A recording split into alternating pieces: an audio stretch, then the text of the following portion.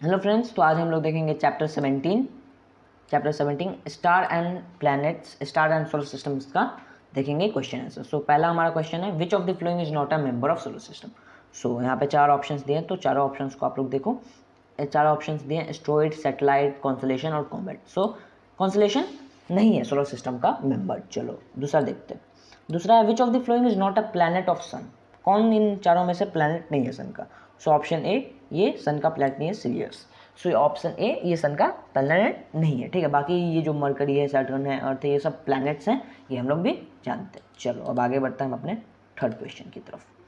सो हमारा third question कहता है फेजेस ऑफ जो मून है, phases of moon occur because, वो होते हैं क्यों है, क्योंकि हम जानते हैं कि क्योंकि जो पार्ट ऑफ द मून है उसके लाइट के रिफ्लेक्शन के लिए, ठीक है, और रिलेटिव मोशन की वजह से। So we can see only that part of the moon which reflect towards us. Phases of the moon occur because we can see only that part of moon which reflect light towards us. So option A correct है। उसके बाद four देखते हैं, fill in the blanks. So fill in the blanks में पहला हमारा question है the planet which is farthest from the sun. वो कौन सा प्लैनेट जो कि बहुत दूर है सन से।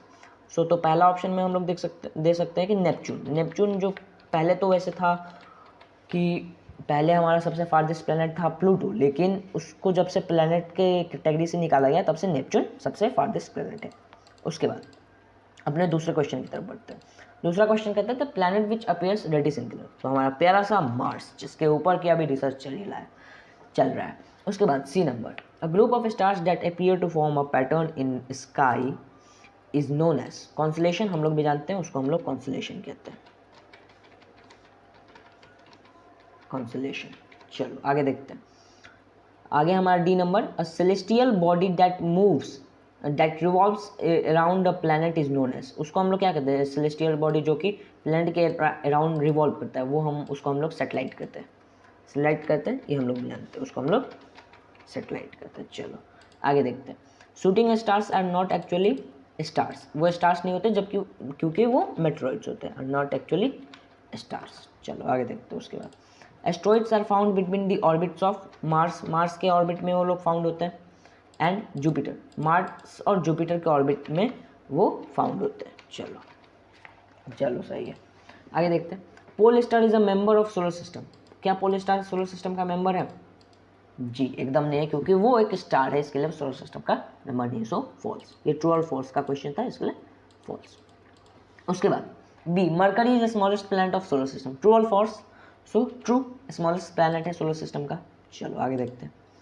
सी number, Uranus is farthest planet in the solar system. अभी देखा कि नेपच्यून है फारदेस्ट प्लैनेट, यूरेनस नहीं है, फॉल्स। उसके बाद INSAT is an artificial satellite. True, INSAT एक आर्टिफिशियल सैटेलाइट है, ट्रू। उसके बाद there are 9 planets in the solar system. पहले थे, अब नहीं है। पहले थे प्लैनेट्स 9 लेकिन अब नहीं है, हमारे साइंटिस्ट की बदौलत। Constellation Orion can be seen only with telescope. True, जिसे सिर्फ टेलीस्कोप से ही देखा जा सकता है, ट्रू। आगे बढ़ते हैं अपने सिक्स्थ क्वेश्चन की तरफ। हमारा सिक्स्थ क्वेश्चन है मैच द फ्लोइंग का क्वेश्चन, मैच करने का क्वेश्चन। सो हमारा पहला है इनर प्लैनेट। इनर प्लैनेट ये और ये सारे ऑप्शंस दिए हैं। सो इनर प्लैनेट हमारे कितने हैं? इनर प्लैनेट 4 हैं। 4 हमारे इनर प्लैनेट्स हैं, मरकरी, वेनस, अर्थ, मार्स। सो यही 4 प्लैनेट्स हैं। इनमें कौन कौन से यहाँ पे अभी तत्काल दिए हैं? तो यहाँ पे सिर्फ अर्थ और मार्स का जिक्र है। सो हम लोग इसको मैच कर देंगे अर्थ और मार्स से। चलो उसके बाद आउटर प्लैनेट्स। आउटर प्लैनेट्स कौन कौन से हैं? Jupiter, Saturn, Uranus, Neptune. ये चार आउटर प्लैनेट्स हैं। सो यहाँ पे सिर्फ सैटर्न दिया है, तो सैटर्न से इसको मैच कर देंगे। उसके बाद कॉन्सलेशन। कॉन्सलेशन एक ग्रेट बियर एक कॉन्सलेशन है। उसके बाद पोल स्टार भी एक कॉन्सलेशन है कि नहीं? चलो उसके बाद ओरियन भी एक कॉन्सलेशन है ओरियन कॉन्सलेशन। चलो है। Satellite of earth. अर्थ का सैटेलाइट कौन है? मून है, हम लोग भी जानते हैं, मून है अर्थ का सैटेलाइट। चलो आगे देखते हैं question 7, in which part of the sky you can see Venus if it's visible in evening star. तो कौन से पार्ट में हम लोग वेनस को देख सकते हैं अगर वो विजिबल हो तो कौन से पार्ट में हम लोग देख सकते हैं? तो वेस्टर्न पार्ट। अगर वो इवनिंग स्टार के तौर पे अगर वो विजिबल है तो हम लोग उसको वेस्टर्न पार्ट में देख सकते हैं। चलो हमारा 8 question, name the largest planet in the solar system. Largest planet बताइए सोलर सिस्टम का। सो हम सब जानते हैं अर्थ का बड़ा भाई और कौन? जुपिटर। जुपिटर है सबसे लार्जेस्ट प्लैनेट, जुपिटर। चलो आगे देखते हैं। What is constellation, name any two constellation. Constellation क्या है ये हम लोग जानते हैं, और वो pattern of group of stars in a pattern है कॉन्स्टलेशन। और दो कॉन्स्टलेशंस का नाम बताना है, उर्सा मेजर और एक ओरियन। ये दो कॉन्स्टलेशंस हो सकते हैं। चलो और आगे देखते हैं। Draw sketches to show the relative position of prominent stars in Ursa Major and Orion. ठीक है, सो ये आप लोग स्केचेस बना सकते हो, बुक में स्केचेस दिए हैं, सो स्केचेस को आप लोग देख के बना सकते हो। चलो ये सब खत्म हो गया। So 11 number question, name two objects other than planet which are members of solar system. दो ऑब्जेक्ट्स का नाम बताना है प्लैनेट्स के अलावा जो कि सोलर सिस्टम के मेंबर हैं। पहला तो एस्टेरॉइड्स, दूसरा हम लोग ले सकते हैं एक कॉमेट्स, उसके अलावा हम लोग ले सकते हैं एक और कि मेटेरॉइड्स।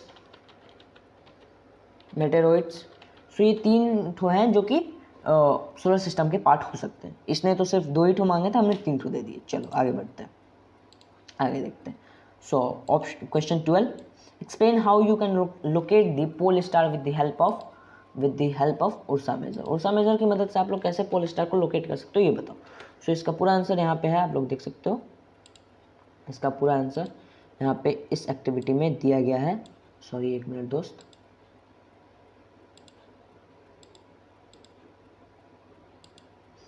इसका पूरा आंसर इस एक्टिविटी में दिया गया है कि आप लोग उर्सा मेजर को देखो, फिर उससे एक इमेजिनरी लाइन बनाओ और उसी इमेजिनरी लाइन की मदद से आप लोग पता कर सकते हो किसको, सो पोल स्टार को। यहाँ पे ये पूरा दिया गया है, आप लोग इसको देख सकते हो।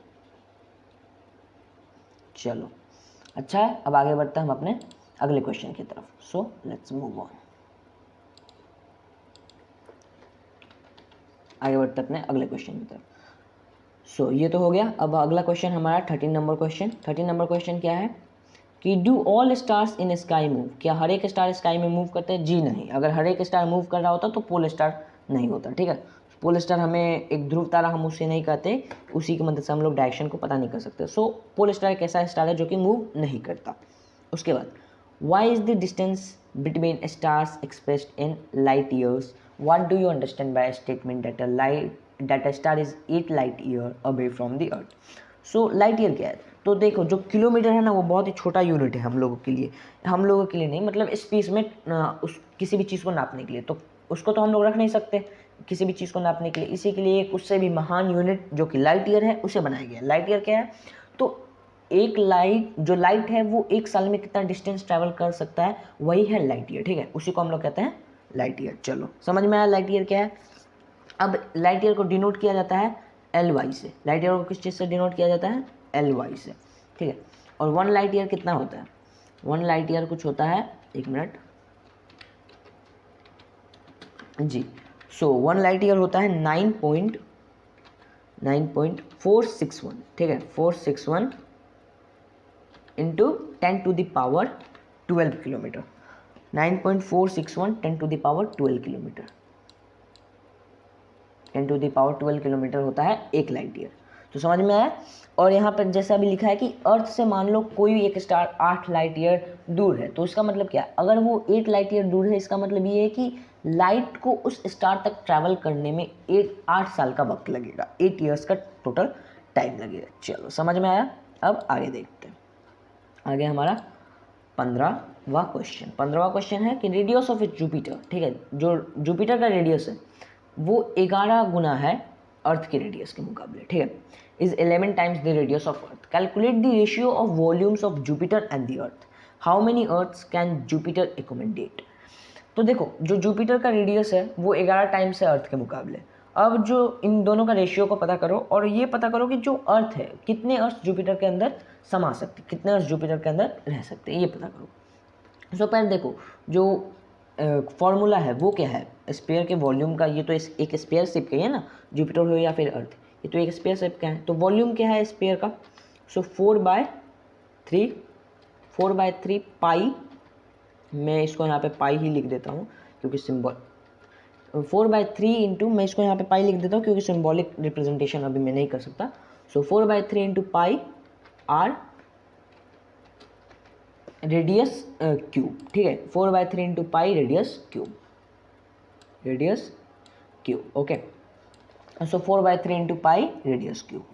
एक काम करते हैं, इसको डिलीट कर देते हैं, अच्छे से लिखते हैं। वॉल्यूम इक्वल 4/3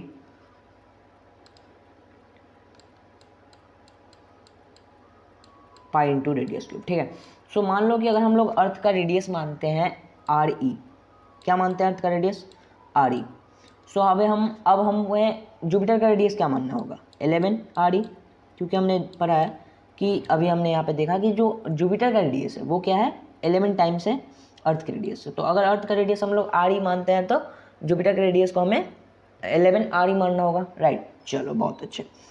उसके बाद अब इस फॉर्मूले के हिसाब से वॉल्यूम हम कैसे निकालेंगे, 4/3 पाई